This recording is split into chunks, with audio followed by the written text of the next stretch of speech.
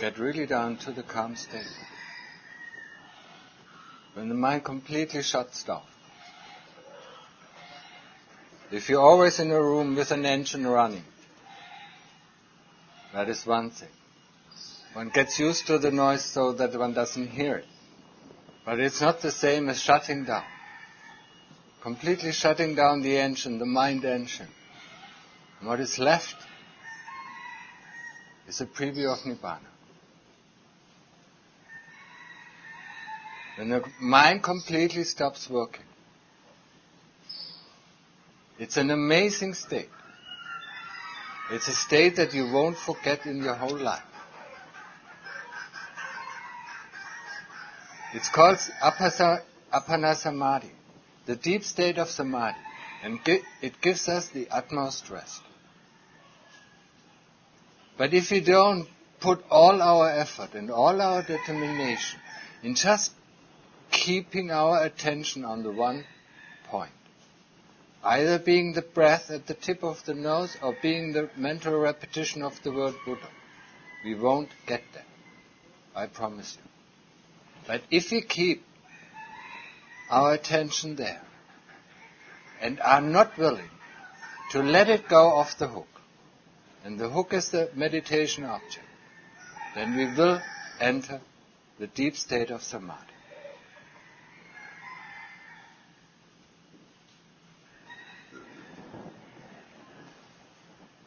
And it's worthwhile. It gives us a preview. And Dhamma Mahabodhi says it's a preview of Nibbana. It's the Nibbana of the little man. The Nibbana everybody who puts in some effort and determination can reach. It's not beyond our abilities. Just don't think. The kilesas are the one that thinks it's beyond our abilities. It's a language of kilesas that tell us, we cannot do this or we cannot do that. I told often enough. We can do whatever we want to. The citta has abilities that are unlimited. We are the ones who limit the abilities of the citta. Understand this. Just clinging to the things that we know or that we think we know. Not letting go. Not letting go of our memories. Not letting go of our thoughts. Not letting go of our body. Not letting go of our feelings. Not letting go of consciousness.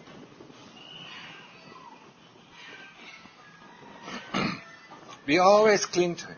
We cling to this view, we cling to that view, we cling to this opinion, and we cling to our past, and we cling to our future that has not actually arisen. Isn't this strange? We think we know these things, that's why we cling to it. And everything we are afraid of is the unknown. And that's why we are not willing, or that's why the kilesas are not willing to let us go there. They are afraid of the unknown.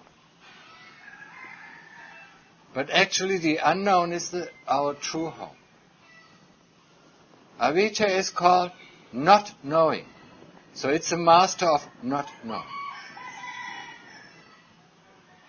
And the master of not knowing is completely afraid of the unknown. The master of not knowing wants to know, wants to understand everything. It wants to put everything in one of the things that he knows or that he thinks that he knows. But he cannot just stay in the unknown. He is terribly afraid of the unknown because he knows he has to vanish. And that's what happens when we have mindfulness, or as I call it, mind emptiness. Or if you have an awareness, if you're just aware of this one point. The kilesas have no power over us.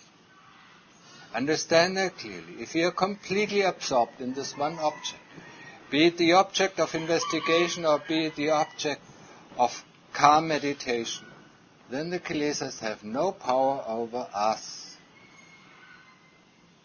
But the moment we see something is pulling our citta away, or pulling our mind away from the object, that is the power of kilesa. So the task is very simple, just keep with this one object. And put all our determination and think about it. Why do you want to go in the past now again? We have been there so many times. If it brings us something so beautiful, why do it again? It's not lasting. It's anicca. All these things are anicca. Feeling is anicca. They arise and cease. Thoughts are anicca. They arise and cease. Memories are anicca. They arise and cease. And most of the time we even cannot control what arises and ceases. The thoughts that just pop up. They pop up. Just like out of the blue. They pop up. And disappear on their own accord. Feelings pop up. Just out of the blue. And cease on their own accord. And it's the same thing with vijnana. Consciousness just pops up and disappears. Pops up and disappears. That's all what there is. But we cling to this. Why do we cling to this? Because of the power of avijja. It wants to know, it wants to understand, but it will never be able to know and it will never be able to understand. The only thing that can understand or the only thing that can know is the citta itself. But before we can get to this knowing state, we have to get rid of avijja.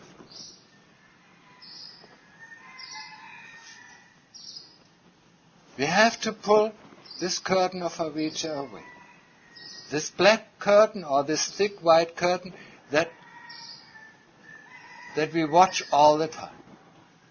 Understand this clearly. Something is going on behind this curtain. And we just see shadows. It's like we're looking at a shadow dance. You see a shadow dance, assume this or assume that. But once we pull the curtain of avijja, we just see clearly. We don't assume anymore, or we don't need to assume anymore. We just see it in line with the truth.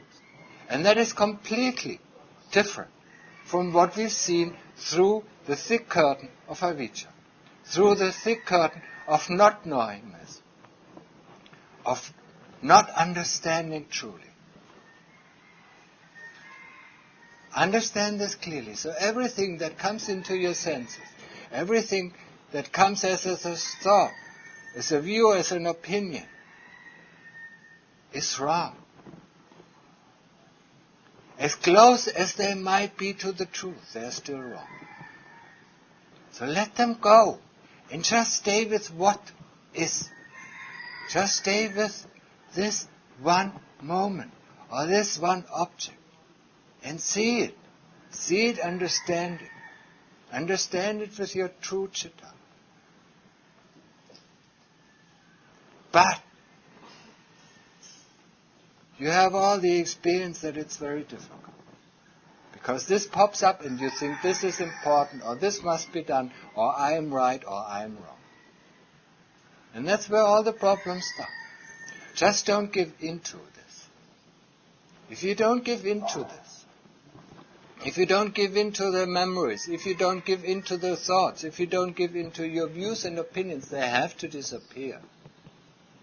And what is left? It's a peaceful, utmost peaceful state of mind. Because nothing else in the memories and nothing else in the thoughts and feelings are constantly bothering us.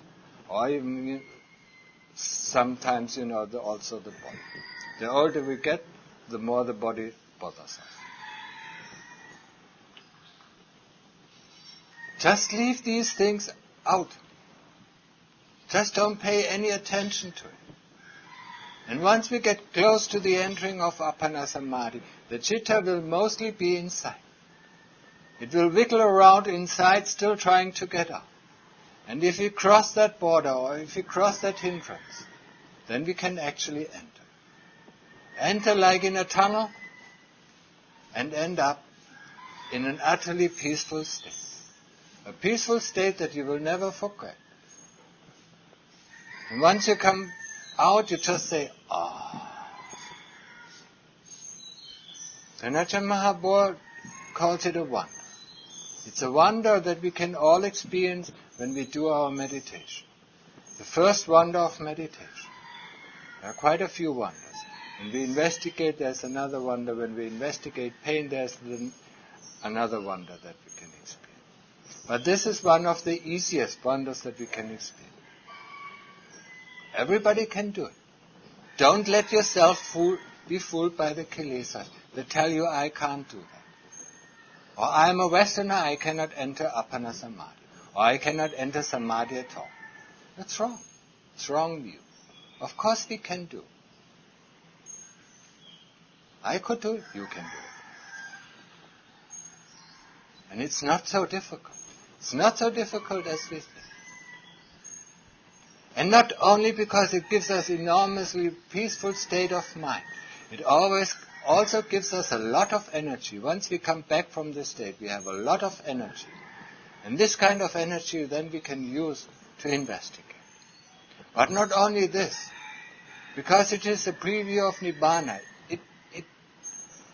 it fosters some faith that there is something beyond all this, what we see, what we hear, what we sense, what we touch, what we taste, what we smell. That is more utterly amazing, or more than anything else that we can experience in this whole world. This is a conviction that we get once we enter this deep state of Samadhi. And that will help us going through all the difficulties we will face on the path. On the path of the removal of the kilesas, or on the path of investigation. This faith, this convictions that we got just from this one experience, if it only happens once, it still gives us a lot of conviction. It can be our motor, it can be our engine to pull us through all the difficulties that we experience in the meditation, because we just remember this. We remember and we will never forget. We remember this experience once we have been completely calm, our mind engine has been shut down completely and there was no noise at all. But we have to resist in order to get there. We have to resist the power of kilesa. The power of kilesas that pulls up with this thought. A thought of anger, or a thought of lust, or a thought of a memory of this kind, or a memory of that kind, or a thought about the future. We have to resist this, not think it. Or let just, when they have arisen, just let them pass by. Say goodbye, and go back to your object. Say goodbye and go back to your object. Don't let them become true. Don't let them become obsessed. Don't let them obsess your heart. Obsess your heart by thinking about why did this thought come in. You can think to the end of your life and you will never get the answer why this thought has arisen. It just has arisen, just notice the truth. It just has arisen and it just will cease. That is the truth. Memory just has arisen, it just will cease. That is the truth. Neither memory, nor feeling, nor the body are self. The Lord Buddha teaches, this is not me, that does not belong to me, this is not myself. So these are two of the fundamental characteristics that pervade all the universe. And the third is dukkha. Because we cling to it, dukkha will arise. We attach to it. We think this is me, this is mine, and that is our attachment. Or this is not me and this is not mine, this is also our attachment. Because we cling to it in a negative way. We don't want it to be me, or we don't want it to be mine. If anger arises, we don't want it to be me, we don't want it to be mine. But still we cling to it. We want to get rid of it. This is wrong understanding. Just let it pass by. It has arisen. The thought of anger, nor the thought of lust is me, nor is it mine. Let it arise and just pass it by. Don't go for it or don't go against it. Understand this clearly. If you foster a thought of hate, or if you foster a thought of not wanting, it will become a big problem. It really will become a big problem. We build it up like we avalanche is built up from the first stone or from the first little snowball. It rolls down, and gathers more snow and gathers more snow until it becomes an avalanche that destroys it.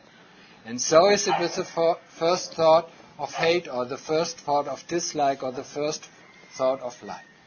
If we foster it, if we keep on thinking about this or thinking about that, then it becomes an avalanche that will destroy us. It becomes an emotion that will destroy us. And then we suddenly say we cannot deal with this emotion.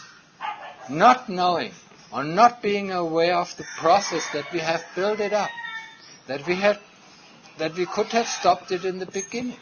We could have stopped it in the beginning saying this thought is not me, that doesn't belong to me, this is not myself.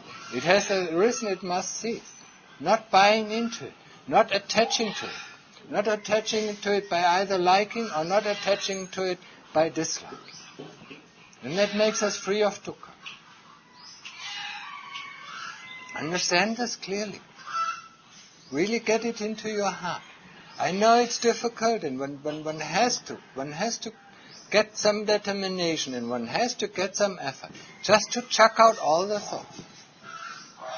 Just imagine that you are a warden in a gallery, and your task is just to watch the door. Who comes in and who goes out. You don't follow the people going in, and you don't follow the people going out. That means you don't follow the things that arise in the citta, and you don't look after them. You just recognize, okay, thought has arisen, thought passed by. Vedana has arisen, Vedana passed by. This is all. This is the job of the warden of the gallery. He is not paid to go and follow this person. Because if he follows this person, he misses all the other persons who come into the citta. He misses all the other people, who go into this gallery.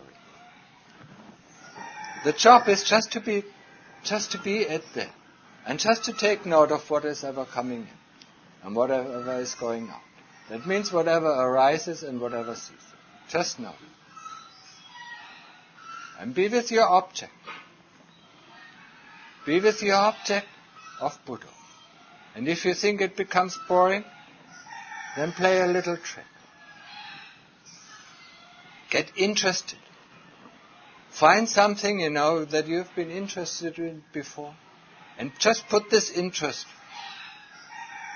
into this object. It doesn't matter what kind of object. People who are hiking up mountains or climbing mountains, they completely get absorbed. People who race a car completely get absorbed.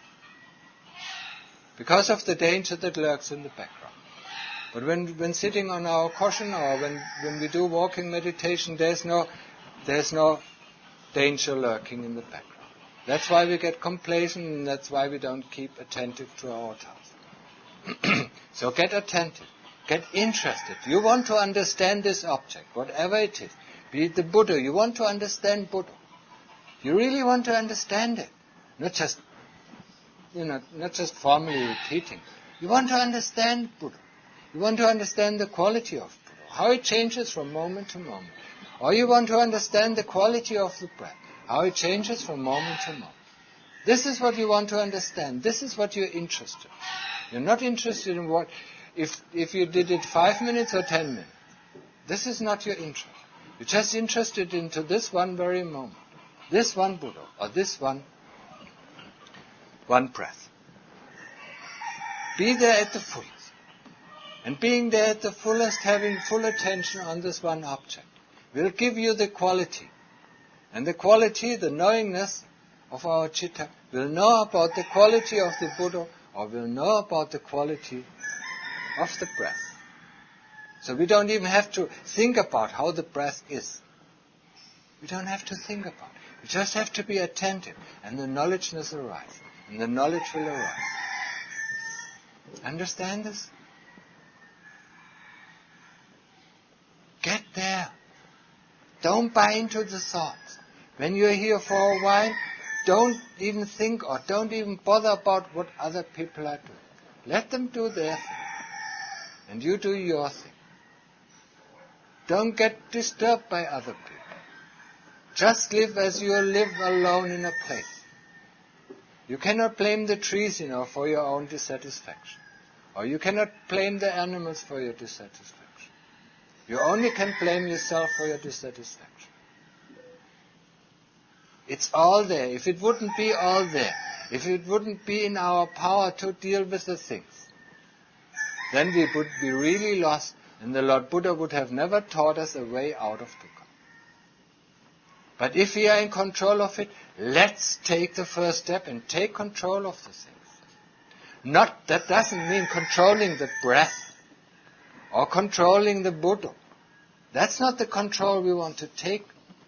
We want to take the control, not to let the kilesas come in and disturb our heart. That's the control. Like the person who owns a flat, has the control of letting people coming in or not letting people come in. He can close the door or open the door. This kind of control, I mean. Not controlling the objects, not controlling the environment. The environment we cannot control. The environment just is. The other people are just are.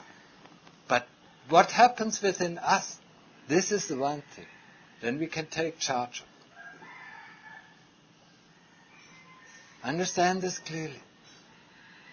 While we're living here, while we're practicing, we're not a concern, in no way. Whenever this thought comes out, we're concerned about what the other person is doing, how he is behaving, or what he is doing. This is not our concern. I think I mentioned when Thanachan Mahaprabhu, when there was a bhikkhu complaining about another bhikkhu, coming up to him and see him, complaining about the bad deeds of another bhikkhu. If the deeds, that were complained about were really so bad, then he kicked up both of them. The one who complained and the one who did it. But if he didn't think, the deeds were so bad, then he just kicked out one, the one who complained.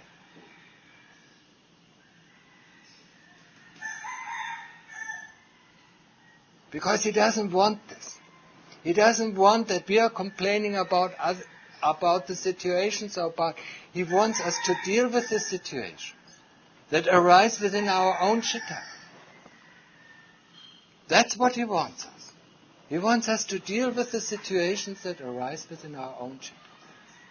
And not making or finding a scapegoat for them, for our bad feelings. We have done that all our life. Now we're going to stop. We don't find a scapegoat for our bad feelings.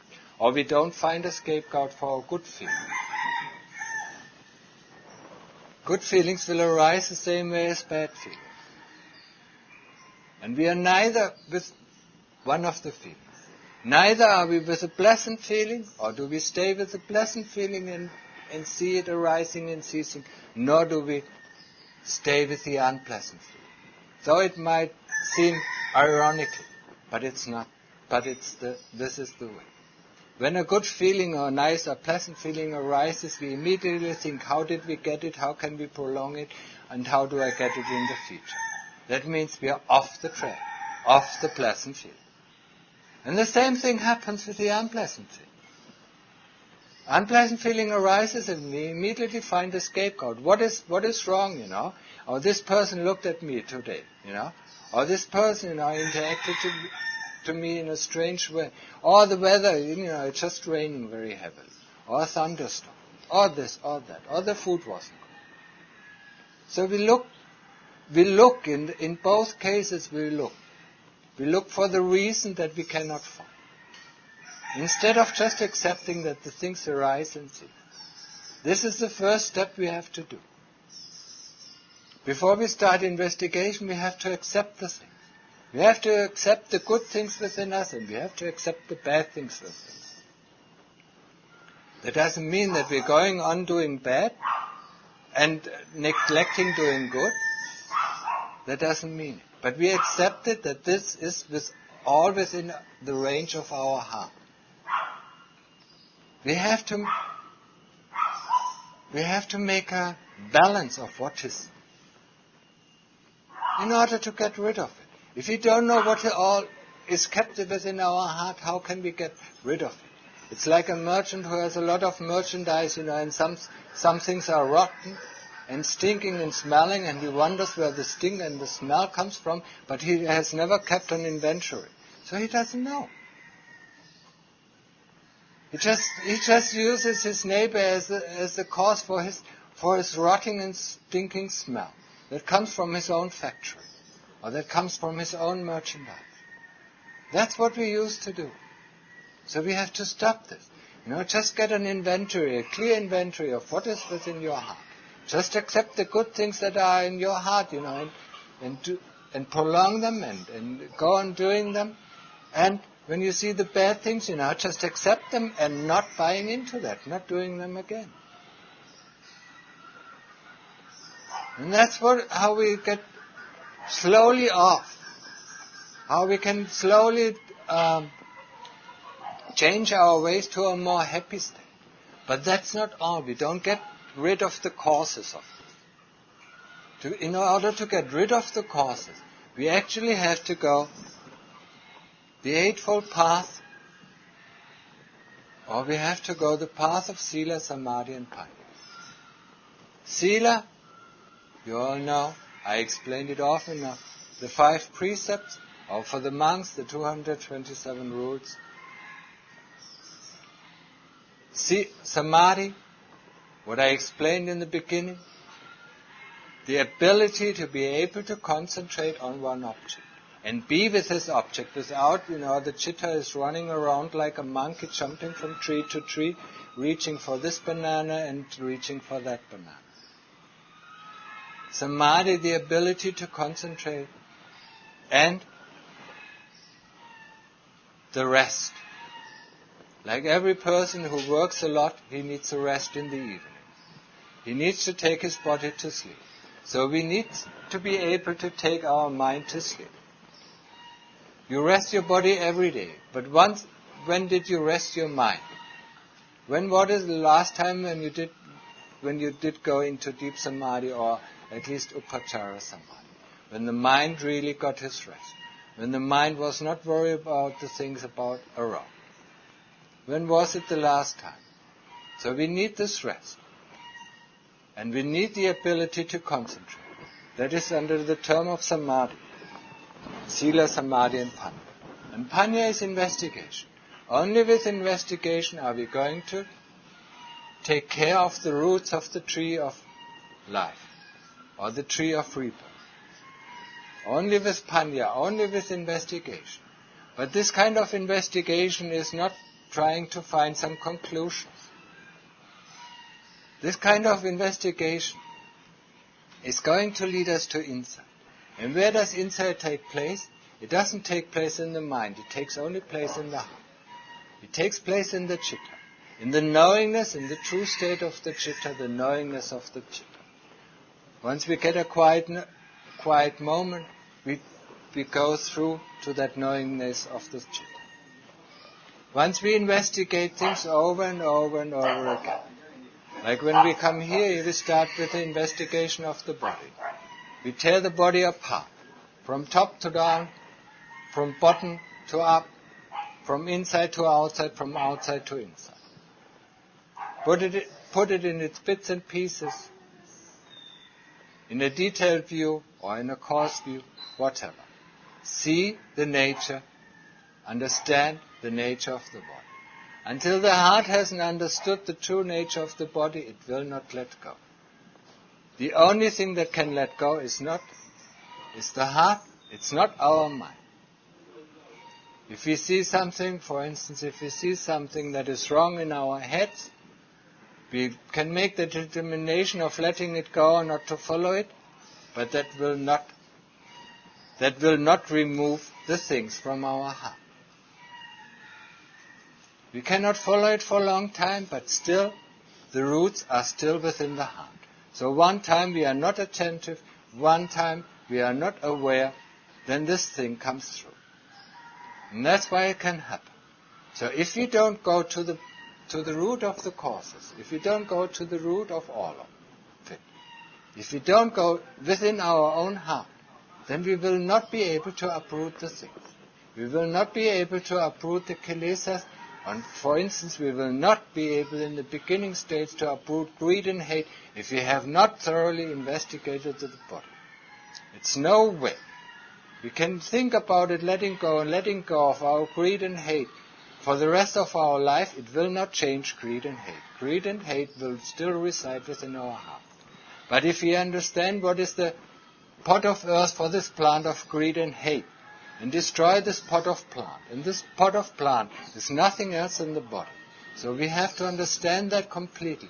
We have to really understand it. So we have to destroy this pot of plant. Then, when the pot of plant is destroyed, greed and hate cannot grow anymore. And the pot of plant is this body. If the body is completely understood, if it completely put down into its bits and pieces, into its elements, into the four elements, and if we really see, and seeing it doesn't mean to see it with our eyes, but with our inner eyes, or with our heart, or with our chitta, whatever you call it. See it clearly to understand it clearly. And maybe the first seeing is not enough. We have to see it over and over again, until the chitta knows it, until the chitta knows the danger of this body, and then it lets go on its own accord. There's no saying of us, just let it go. No. Just once the heart understands it, once the heart understands the true nature of this body, or understands the true nature of feeling, it will let go of it immediately. It's like a little child, who touches in the fire. It immediately retracts its hand. And that is the quality of the heart. Once the heart understands that this is the danger, it will let go. We can tell the child, as often as you want, be careful, this fire is hot, it burns itself. Unless it hasn't done its own experience, it will touch the fire. So do we do. So do we do day in, day out. Moment by moment. We keep firing up the heart. And that's why we have so much to go. So stop the thing. And for the moment, for the first time, go first and get your concentration. It's not very worthwhile. Or most of the time, it's not worthwhile doing investigation if the mind cannot concentrate on the object. That means at least 10 or 15 minutes being able just to stay with one object. Our investigation will just turn around in Sanya and Sankhara, and that's it. And if Sanya and Sankhara could have helped us, we would not be able. There would be no need to be here. If Sanya, that means memory and thoughts, would have helped us to get out of dukkha, we would not need to go through all the difficulties. So this, we understand, we hopefully understand by now, this will not give us a solution. The solution will make our heart empty and look at the things as they are. This is the only way. We cannot force the heart to let go. The heart lets go of its own account. So, and with this I end my talk. If there are questions...